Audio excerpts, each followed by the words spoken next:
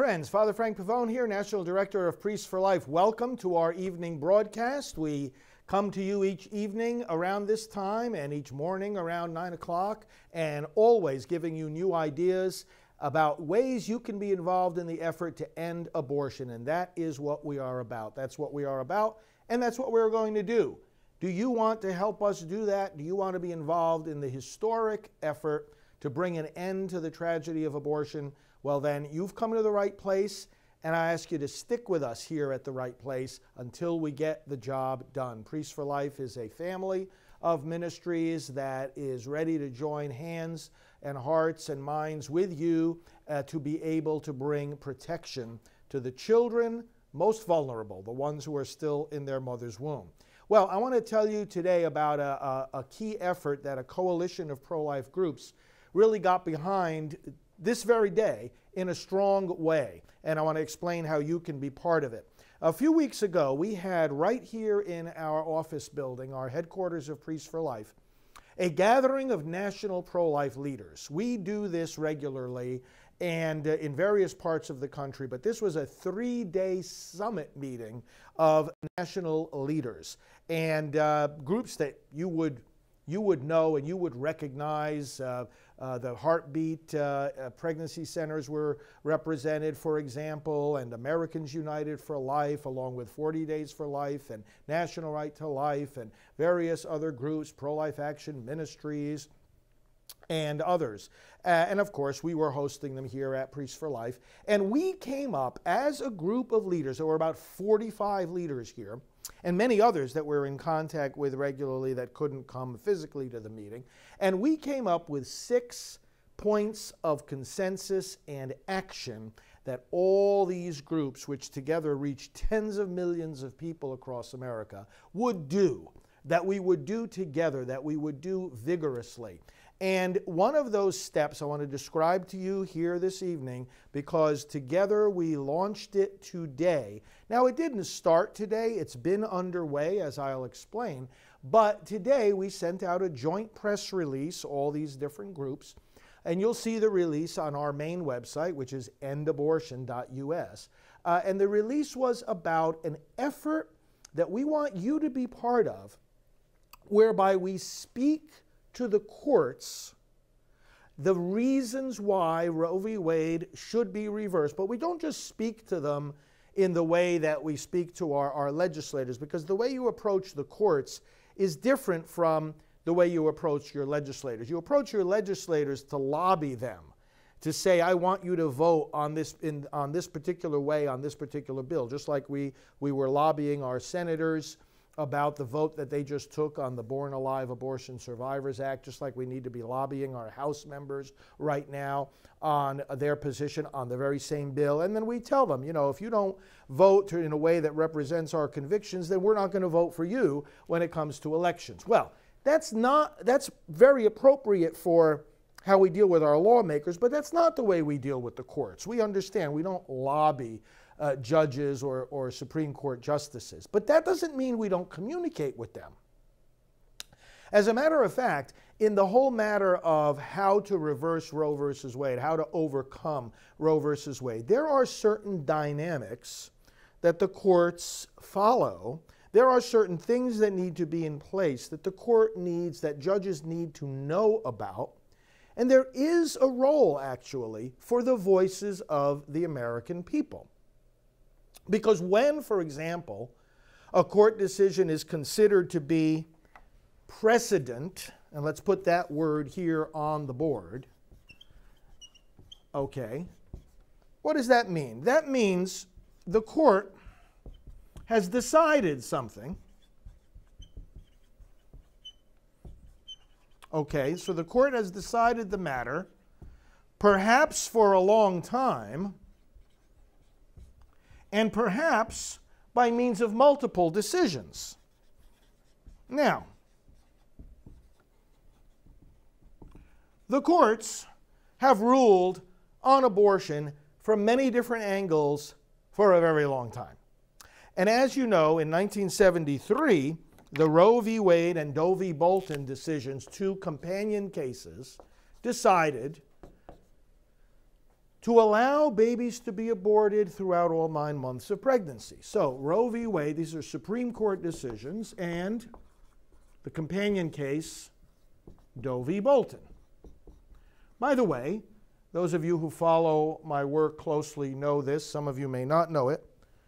I knew very well the women who were the Roe and the Doe of these 2 decisions and gave them spiritual guidance. Norma McCorvey, the Roe of Roe v. Wade, became Catholic. I received her into the Catholic Church. She became pro-life. She rejected the very decision that she technically won. And the Doe of Doe v. Bolton was a woman named Sandra Cano, whom I also knew very well. In fact, on many occasions I had Norma and Sandra together, and we went to various events, and we enjoyed personal time together, and we committed to one another and to God and to our country and to all of you who are likewise committed to this cause, that we would do everything possible to reverse these terrible decisions. Both of them have been called home to the Lord.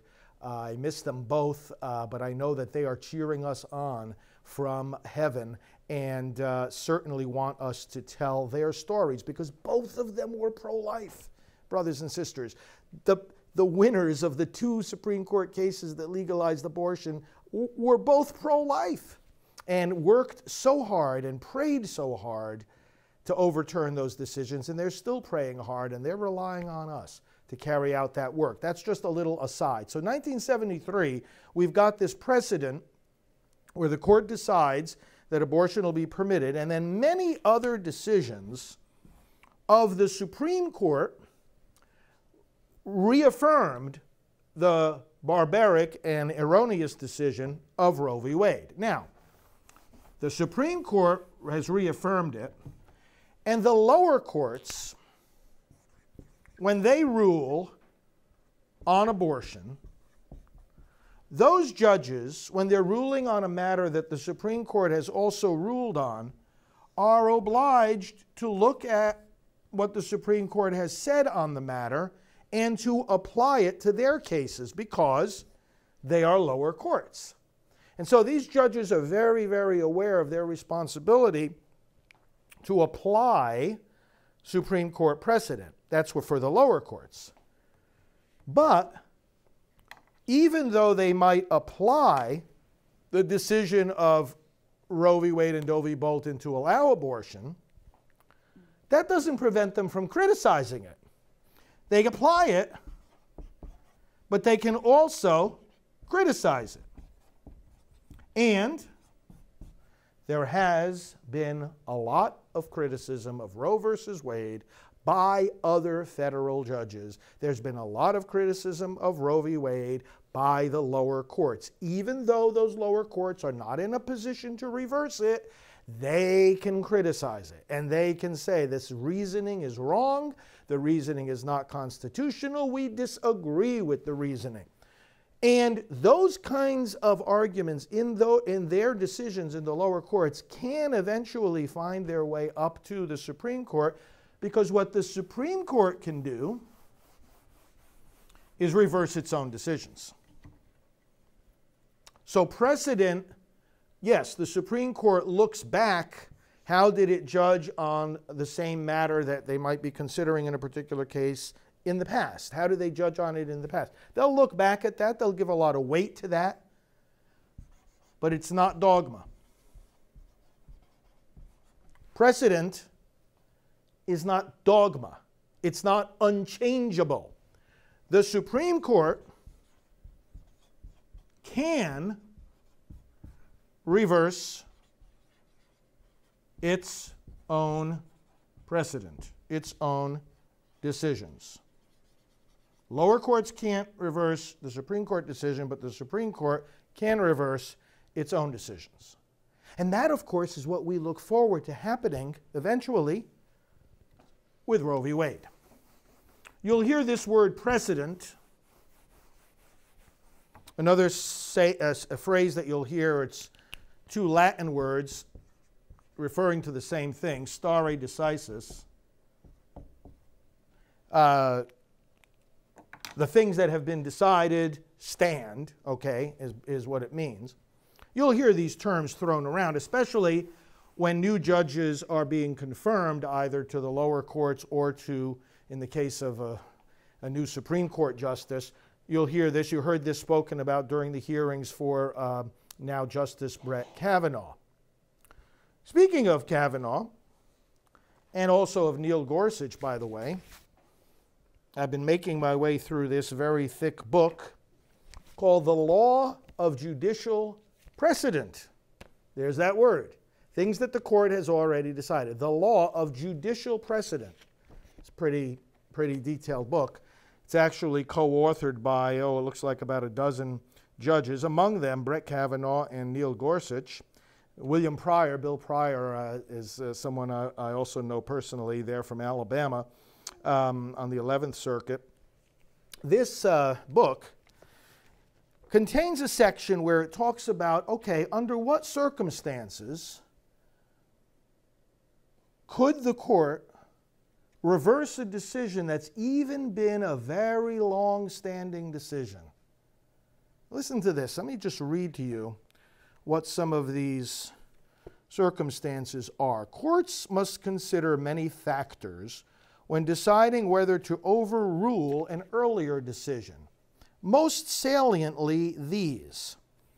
The decision is contrary to plain principles of law. The decision is isolated and hasn't been followed or acquiesced in. A divided court's decision on a matter of great importance is now seriously doubted. The decision has been met, now listen to this one and think about abortion in Roe v. Wade. The decision has been met with general dissatisfaction, protest, or severe criticism. No serious reliance interests have built up around the decision. And finally, although some private rights might be injured by overruling the decision, it was wrong in the first place. It produces general injustice, and less harm will result from overruling the decision than from allowing it to stand. In other words, don't let anybody ever tell you, oh, it's been so long that the court has relied on Roe v. Wade, and there's been so many decisions that have reaffirmed it, and it's settled law, and it's the law of the land. Let me tell you something very clearly and plainly, brothers and sisters. There's nothing more unsettled than our policy on abortion in this country. Nothing more unsettled than Roe versus Wade. No decision more severely protested and criticized than Roe versus Wade. Look at the hundreds of thousands of people that marched just a few weeks ago in Washington, D.C., and many of you were among them. Look at the constant protests. Look at the constant warfare over abortion. Look how it's constantly in the headlines. Nothing is more unsettled than this. So it is quite doable that this decision be reversed. Now, it's important that the judges understand that those kinds of factors that we just read from this very detailed law book are in fact coming about. And that's what the action of these pro-life groups that I just mentioned to you, we brought together here and we had a summit meeting over several days, is all about. Under the guidance of our friend and colleague Alan Parker, who heads up a group called the Justice Foundation, Alan is an attorney and knows all the constitutional ins and outs of Roe versus Wade. In fact, Alan also knew Roe and Doe and worked closely along with me, together with Norma McCorvey and Sandra Cano, to let their voice be heard even in the court system about the fact that they wanted this decision, both decisions reversed. And so Alan has, with his organization, put together in a succinct form the new circumstances that now exist that the court can use as rationale for overturning Roe v. Wade. The new things that now exist, both in the circumstances in our nation, the information that we have about the unborn child and about abortion and its impact, and also in terms of the law. And we've put together these reasons in a succinct way in a document that is then submitted to the courts, the lower courts, as cases on abortion make their way up all the way eventually to the Supreme Court if the Supreme Court decides to accept these cases, as inevitably it will in some way or another continue to accept cases on the matter of abortion. In fact, there are approximately 20 cases right now making their way through the courts about abortion. In other words, cases already in the federal court system that could be taken up by the Supreme Court in the years immediately in front of us. We're not talking about things 10, 20 years from now. We're talking about things in the years immediately in front of us that can greatly weaken or alter Roe v. Wade. Now, we're not talking necessarily about a situation where the Supreme Court will take a case and say, okay, we're going to completely throw out Roe v. Wade. It's not necessarily going to be an all-at-once complete reversal. Because a justice might think that this was really a bad decision, this was really wrong, but he might also think, we've got to move slowly and carefully. Now, of course, that kind of goes against the grain for us who know that this is the mass murder of children. We've got to stop it. We've got to end it. But what is very likely to happen is that the court will dismantle Roe v. Wade piece by piece, weaken it, dismantle it, change it, so that more and more room is made for the protection of the unborn. So what we've done is simply this. We've taken the reasons the court should look at, and we've put them into a petition that you can sign on to. Let me say that again.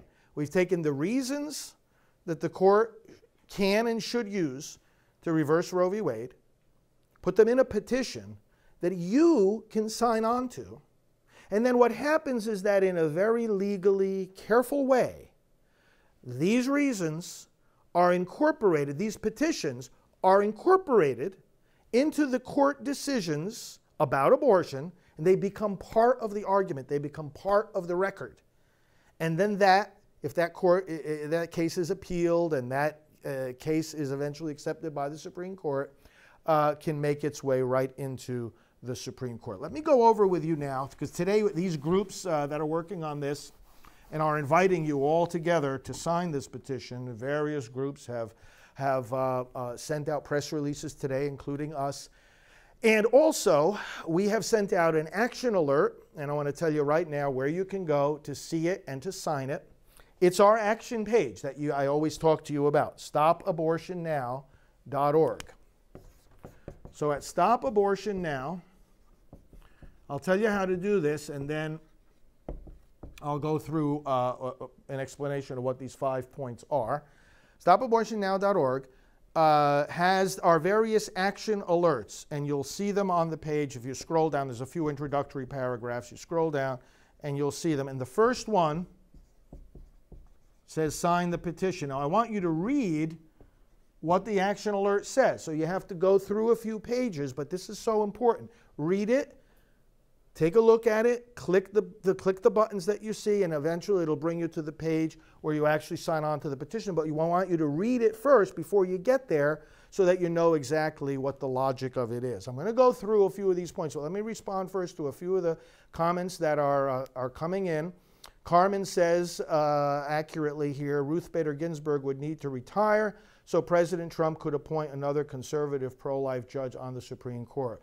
Yes, and of course it is widely expected that that would be the next vacancy, and we'll see. And certainly I can assure you beyond the slightest shadow of a doubt that whoever the next Supreme Court justice is to retire, we are going to get a very strong and solid conservative pro-life nominee coming out of President Trump.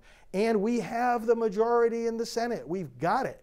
We've got the pro-life Republican senators there in the Senate who are going to confirm good and strong and pro-life judges under President Trump. By the way, 85 of these judges have been confirmed. Of course, all the attention is given to the Supreme Court, and he's put 2 great justices on there already. But 83 other judges in the lower courts, and the Senate is continuing to do its work, now confirming even more of those judges. And of course, is it true? Gentry says that's why we need to vote for Republicans in 2020. That is absolutely right. You are not going to get any of these pro-life judges on any of these courts if you put Democrats into the Senate. No way. Nor if you elect a Democrat as a president, and we'll be going in the opposite direction. It's just that way, friends. It's just that way in the political reality right now in America. Okay, so let me, without taking too much time here, review with you the points that are in this petition, drawing on what I just read for you from the law of judicial precedent. First of all, a new argument against abortion. There are many arguments against abortion. But what do you call it when a government removes protection, removes legal protection from an entire group of human beings? Not just from one or another person, but the government. Not a private citizen going and killing somebody, but when the government itself removes legal protection from an entire group of human beings, what is that called? The words I'm going to put here now, brothers and sisters, are words that I want to encourage you to use when you talk about abortion. And these are the words we're using in this petition to put it into the wording of the courts. It is a crime against humanity.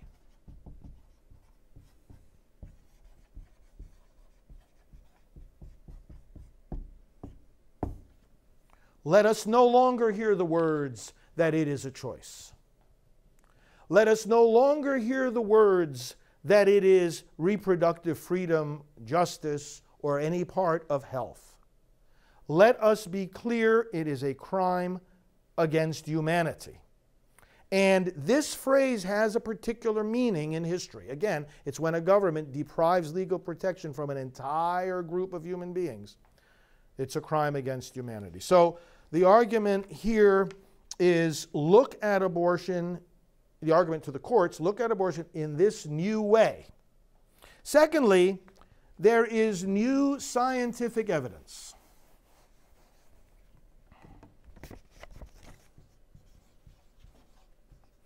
about the child in the womb.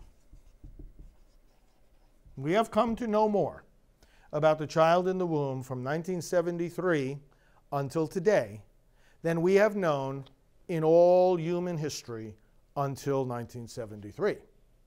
And ironically, in this period of time, over these last almost 50 years, that's precisely the time when we've been taking away protection from the children about whom we've been learning more, and whom for the first time we've been able to treat as patients. In fact, I did an interview earlier today with one of our medical advisors at Priests for Life, Dr. Byron Calhoun. And we're going to show you that interview in the coming days, once we have it all packaged and edited. And you will hear him talk very, very clearly about fetal surgery, fetal diagnosis, different ways that we can treat the child in the womb that we've never been able to treat the child like that before.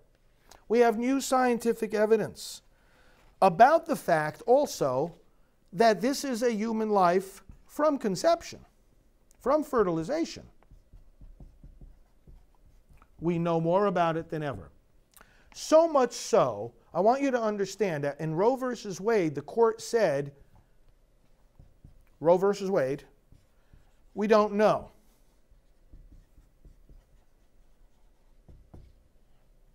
When and how human life begins. We don't know.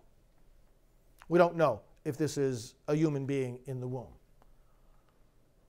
They can no longer say that with the development of science the way that it has developed. So much so that the evidence, the scientific evidence we have today about the beginning of human life and the humanity of the child has begun to find its way into court decisions. I want to refer, and you can look this up more yourselves, I want to refer to a decision called Planned Parenthood versus Rounds. This was a decision of the 8th Circuit Court in 2008. Came out of South Dakota, because South Dakota passed a law that said the following, that the abortionist, when doing the procedure, before doing the procedure on a mother, has to tell her, quote, "This abortion will terminate the life of a whole, separate, unique, living human being." The law said that the abortionist had to say that. Let me write down those words. This ends, Planned Parenthood versus Rounds. A whole, separate, unique, living human being. The law in South Dakota that the abortionist about to kill that whole separate, unique, living human being has to tell the mother that it's a whole separate, unique, living human being. The abortionist can no longer lie to that mother and say, "Oh, this is just a blob of cells. This is just a clump of tissue."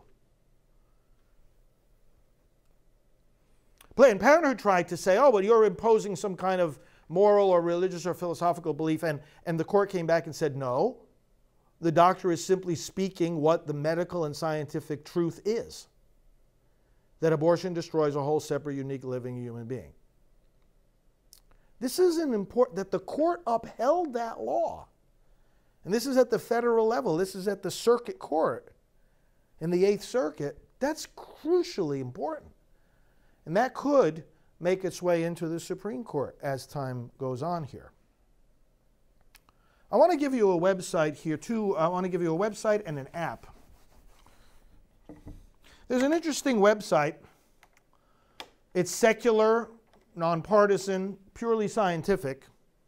It's called Contend, it's an unusual name, contendprojects.org. All about the development of the baby in the womb from a scientific perspective. Let me give you an app. I've talked to you about this one before.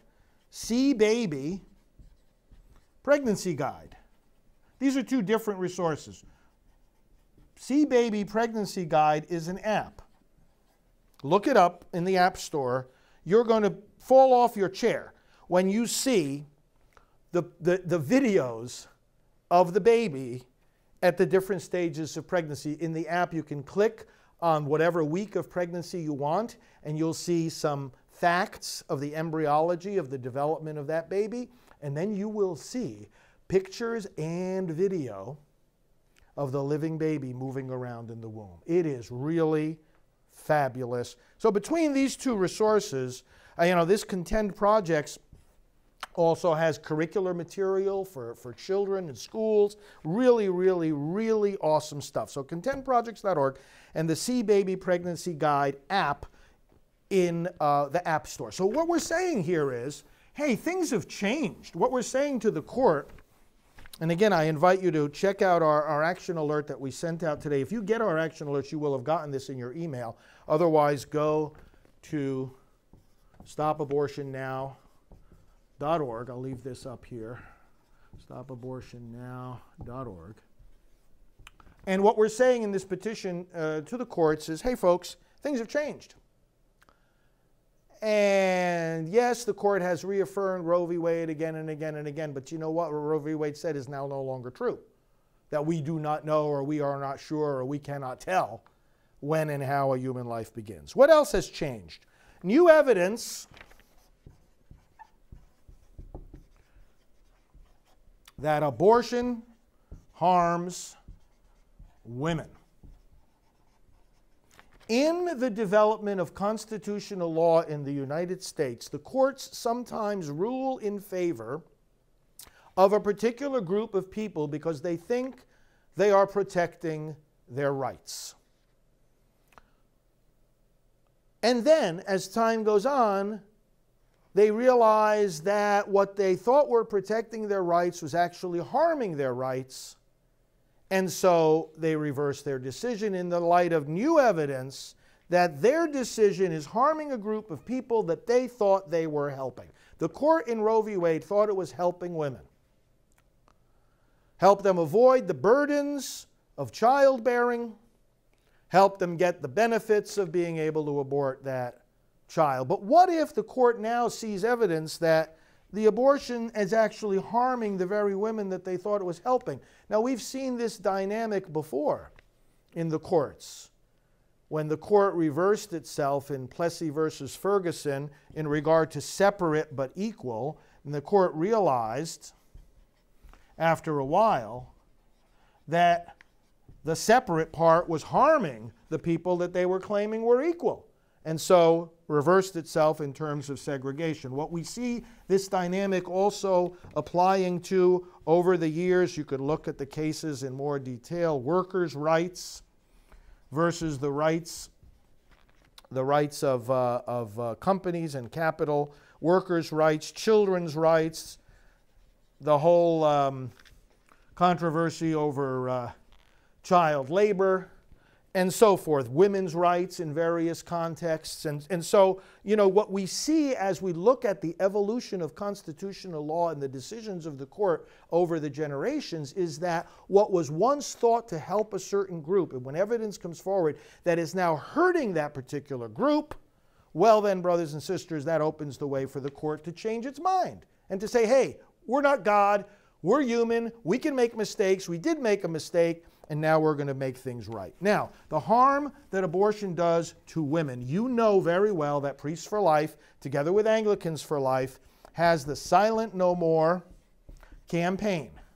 You want to know that abortion harms women, listen to the voices of the women. And go to Silent No More and you'll see their testimonies. And then, of course, Abortion Shockwaves.com shows you the harm abortion does to the whole family. What about the grandparents? What about the siblings? Aunts and uncles and cousins. Everybody's harmed. And then beyond the family, what about the friends? Everybody's harmed. Everybody grieves. Dwight, thank you for your comment. You just downloaded the app, See Baby Pregnancy Guide, on your cell phone. It is incredible. Isn't it? Isn't it? It's unbelievable. And spend some time with it. All of you spend some time with it and spread the word about it. By the way, I told you about this coalition of groups that we brought together here at Priests for Life, all the 45 national leaders.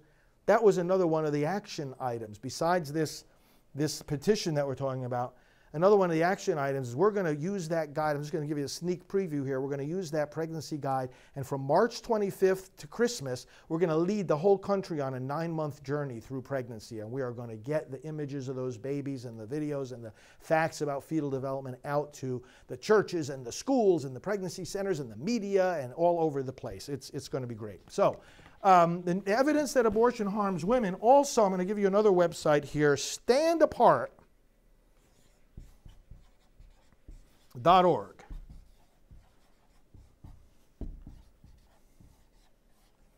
The Alliance for Post-Abortion Research and Training. Stand Apart, the Alliance for Post-Abortion Research and Training. Just like that contendprojects.org that I showed you before, this is a completely secular group that is compiling the research on how abortion impacts women and others too. Take a look there. The research is growing by the day. I personally know a lot of these researchers. They are excellent at their profession. They know what they are talking about. And you know what? We really need to get the people who are saying, oh, well, I'm in favor of abortion because I'm in favor of women's health, to honestly ask a simple question. Well, then, don't you pay attention to what abortion does to women's health? And you can ask your friends that. Ask everyone that says to you, oh, I believe in abortion because of women's health. Okay, well then have you looked at the studies about what abortion does to women's health? And if they haven't, and if they won't, well, doesn't that undermine their assertion that they're in favor of women's health? Think about it and help them think about it too. This evidence has got to be presented to the courts. And that's what we're doing together with Alan and our Silent No More campaign and the Justice Foundation. We're getting those that have in fact been harmed by abortion to raise their voices, to sign on to this petition, even to submit their testimonies. We've had their testimonies submitted into the court, and the Supreme Court has even acknowledged it. In 2007, for example, the Supreme Court had the Gonzalez v. Carhart decision. This was the decision that upheld the ban on partial birth abortion. But in that decision, the court actually referred to the fact that abortion harms women, that many come to regret their choice, that it can lead to a loss of self-esteem and a lot of other problems. The court actually referred to that because so many of the women that come to us and that we minister to and have shared their regret and hold those signs saying, I regret my abortion, signed affidavits that were submitted to the court. By the way, also, Roe and Doe submitted affidavits to the court, and they acknowledged the voices of these women who regret their abortion. That website, again, some of you are asking for it, standapart.org. Association for Post-Abortion Research and Training. Okay, so abortion is a crime against humanity. New argument about that. New scientific evidence. And life begins at conception. New evidence that shows abortion harms women. Now, point number 4, and then point number 5, then we'll be done. Point number 4 is a new, better alternative to abortion. Now, many of you know about what I'm about to say. For some of you, it might be new. Roe v. Wade tried to say, well, we want to relieve women of the burden of childbearing. But brothers and sisters, we have something new now called the Safe Haven Laws.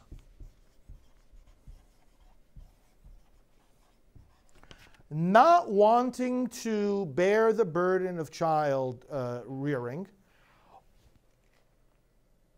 does no longer have to mean you kill the child. There's another alternative.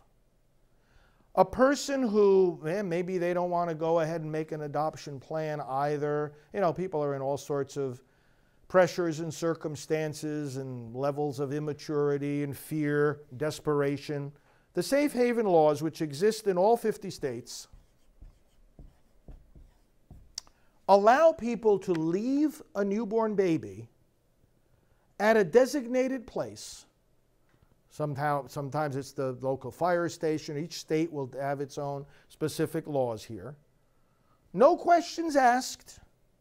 The baby will be received, taken care of, and those parents who feel that they just can't handle this situation, they can go on with their lives. No questions asked. That's Safe Haven.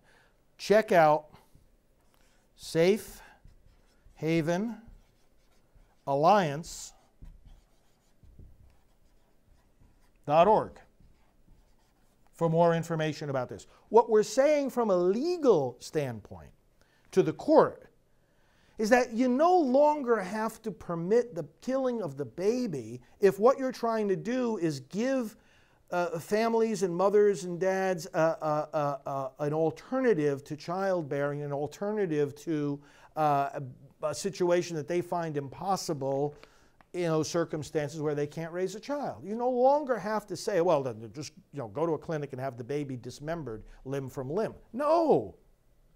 Safe Haven laws are relieving that burden, if people find it so burdensome, in a way that is safe for the baby and legally safe for them. It's not child abandonment.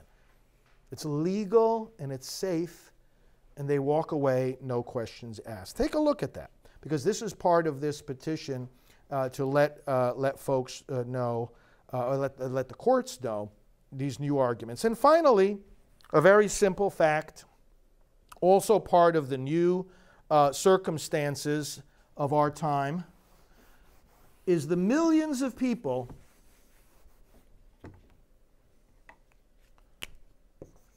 waiting to adopt.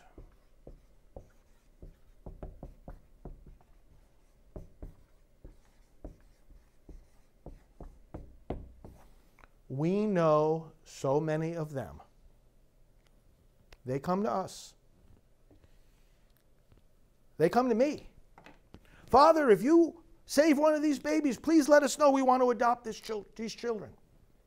Chris Bell, longtime friend of mine and colleague, running the Good Counsel Homes in New York and New Jersey, saying, listen, anybody, in any circumstance, who has a child, no matter what the condition is, physically, addiction, drug addiction, crack addiction, whatever the problem is, we have people ready to adopt these children, no matter what kind of physical condition they are in. Brothers and sisters, I want to say something to you very simple. If you yourself or somebody that you know is carrying a child in their womb, and they don't know what to do, and they feel tempted to kill that child, I want to say to you what Mother Teresa used to say, what Cardinal O'Connor used to say, the Archbishop of New York, give the child to us. Bring the child to us. We will take the child because we have connection with literally millions of people who are waiting, longing, yearning to adopt. We can find a loving home, a loving family for these children. Give the children to us. Do not kill them. So, 5 points that I have made for you. Not I, actually, only, but our friend Alan Parker with the Justice Foundation. And the petition is called the Moral Outcry Petition. Here's what you do. Go to our website, Stop Abortion Now, look at the action items. The first one is going to say, sign the Moral Outcry Petition, and just walk through the steps. I want you to read carefully what it says, the points that I just reviewed with you now at great length, and you'll be able to put your name to that petition, and that will be used in the courts.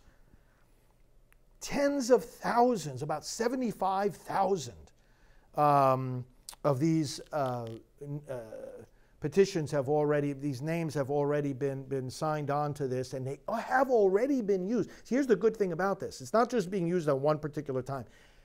This petition has already been used in court decisions. There's another one coming up in just a couple of weeks. And all the people who have signed on to this will be part of, their voices will be part of the arguments being made to the court. You don't have to do anything. You're not going to have to do anything with the court, or you're not going to be called upon to appear in a court, or you're not part of a legal dispute. Don't worry about that. All you're doing is, as an American citizen, you are making a moral outcry saying abortion is a crime against humanity, and it is time for the courts to recognize that and to put an end to this widespread killing of children because, hey, folks, the circumstances have changed. That's what we're saying with this moral outcry petition. When you go to stopabortionnow.org, as I said, you will see the link there for the petition. Just scroll down a little bit. And then also on that page, sign up to get our regular email alerts. We sent out an email alert about this just this evening. You should be, if you're signed up already, you should be getting it in your inbox probably right as we're talking now. But if you don't get them, sign up, and we'll make sure that you do. So what do you think? I love to hear your comments. I love to hear your feedback. What did you think about all this information? I gave you a lot of different websites. Hopefully you come to these videos with pen and paper in hand, or your iPad or your computer, and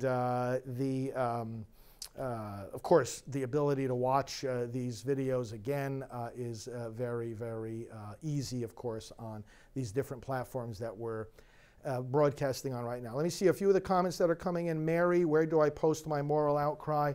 Right here, stopabortionnow.org. Look for the link there. And thank you. Oh, Kateri, let me answer your question, and then we'll conclude here with a blessing. Do you think we're winning? My answer to that? Absolutely, we are. I've been more convinced of that than ever before. We are winning politically. We are winning in opinion polls. We are winning because 2/3 of the abortion facilities in America have shut down for good. It's a collapsing industry. We are winning because science is more and more on our side. Look at that See Baby Pregnancy Guide app and you'll be amazed.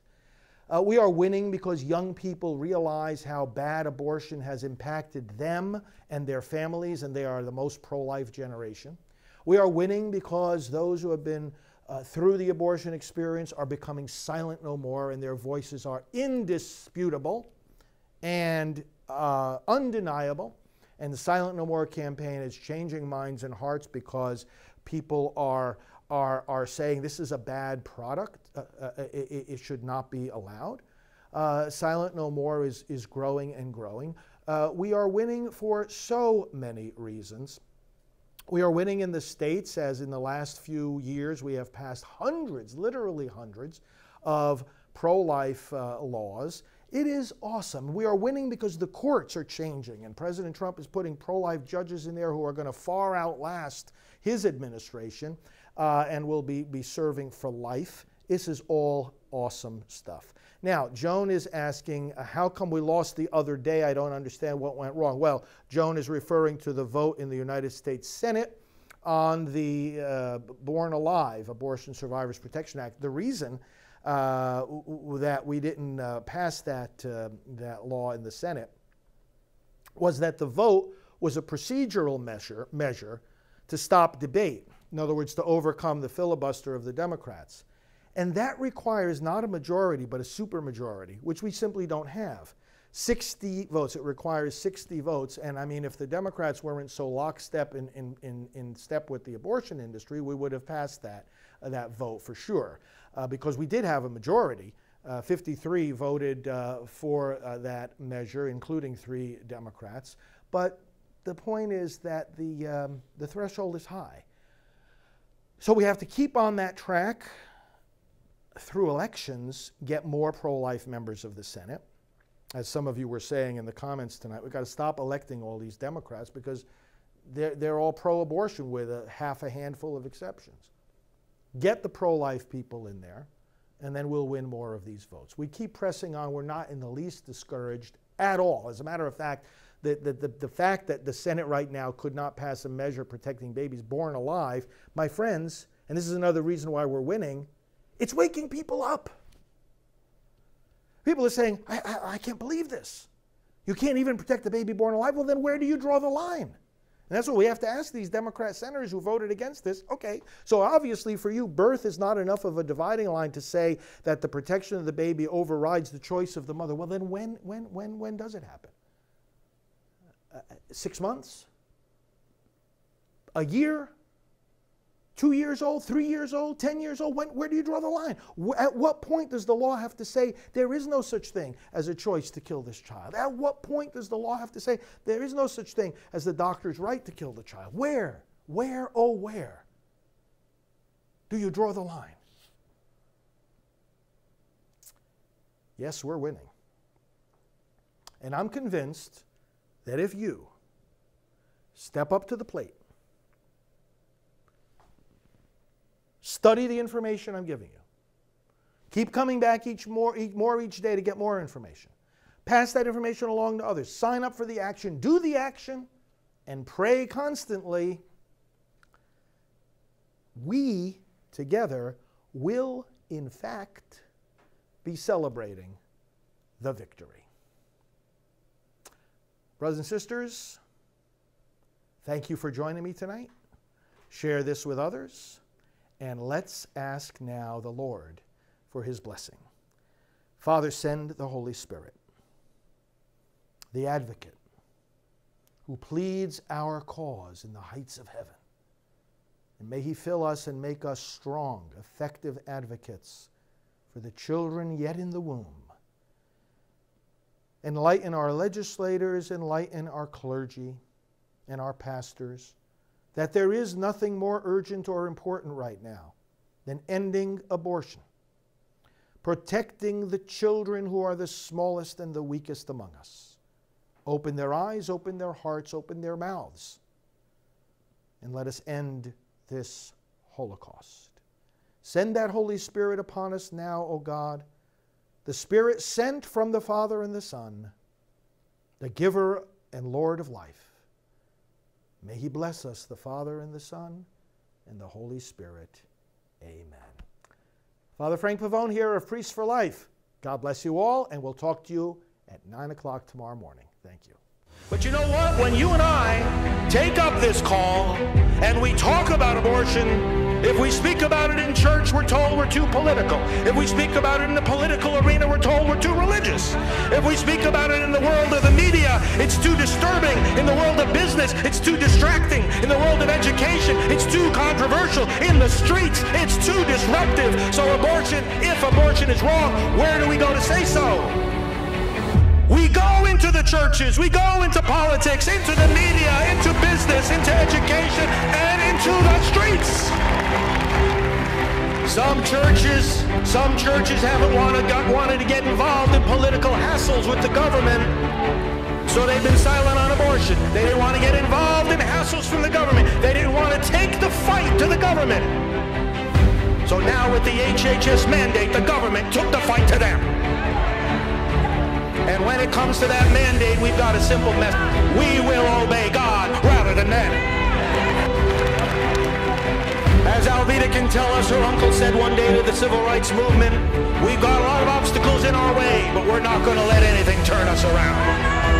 We're not going to let no dogs turn us around, no water hoses turn us around, no